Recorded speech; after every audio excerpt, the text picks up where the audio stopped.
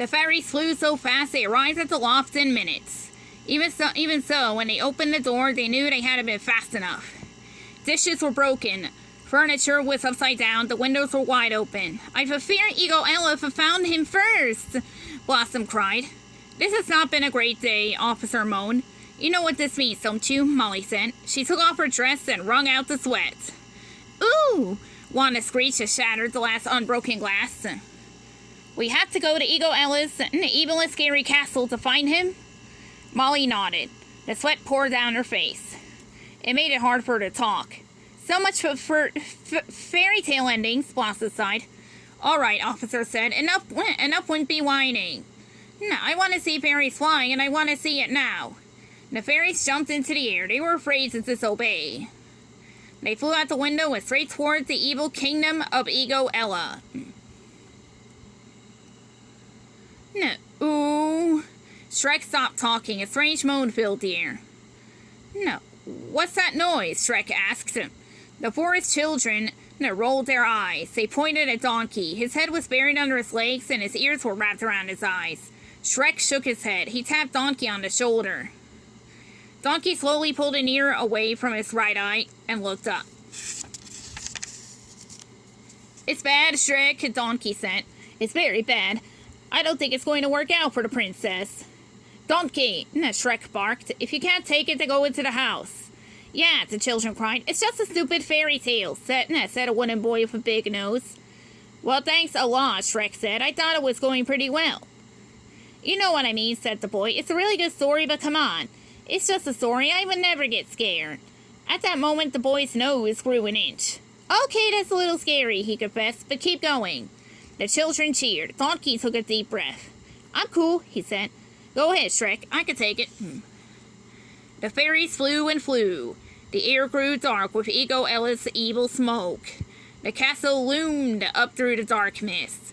One by one, they slipped through the barred windows. Ego Ella's cackling and a laugh echoed everywhere. The fairies started through rooms. They stayed low to the ground as they zipped down long hallways. They found a dark, winding staircase. Down and down it went. At last, they were in the dungeon.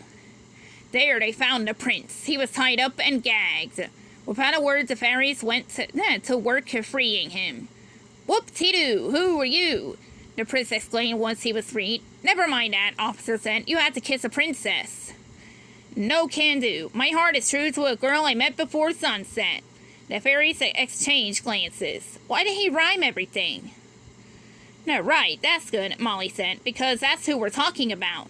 The fairies huddled around the prince. They quickly explained. "I'll do it. Lead me to it," the prince shouted once he understood. "First," Wanda squeaked, "you'll need your shield of valor and your sword of truth." The fairies pulled the items from midair. The prince applauded the magic. "Cool move," he said. "Now watch me groove." The prince dashed from the dungeon on his quest to kiss the princess.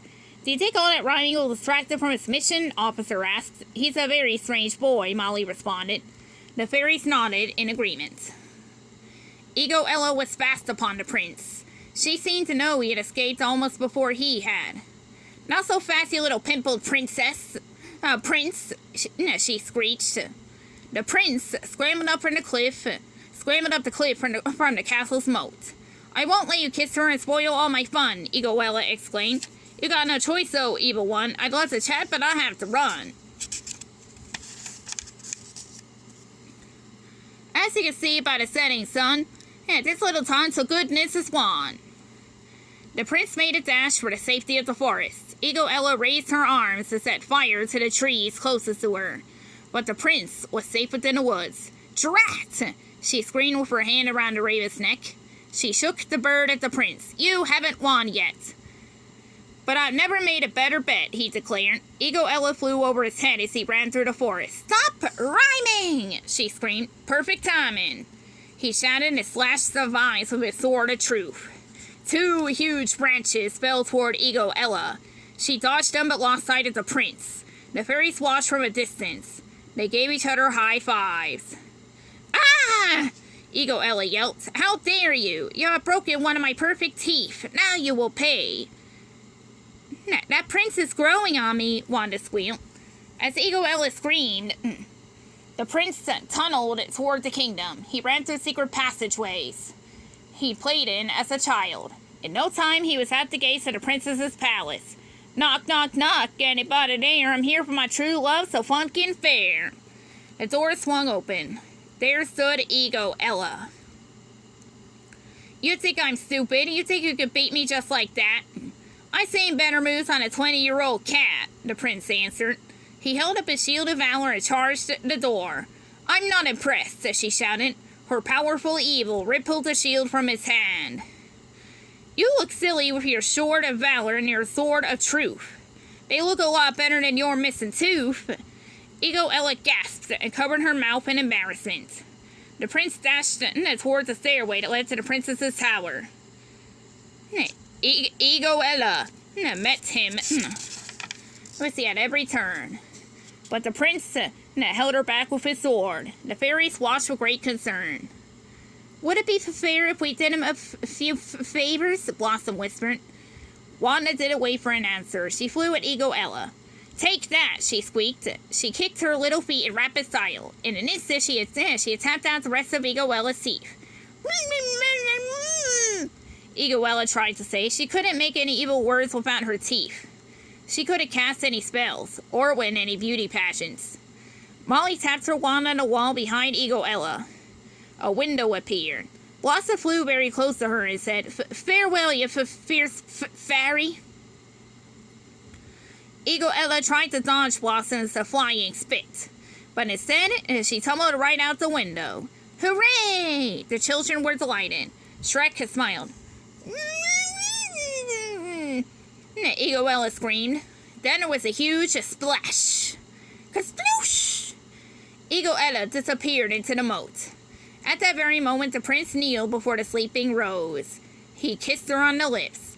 The fairies held their breath. Would their spells work? Rose blinked twice and smiled at her prince. Life will be a thrill, she whispered. The king and queen rushed into the room as the prince and princess embraced. The queen smiled and brushed a tear from her eye. Finally, my daughter, what a beautiful princess, she cried. They're a perfect couple, the king whispered. Shrek looked up.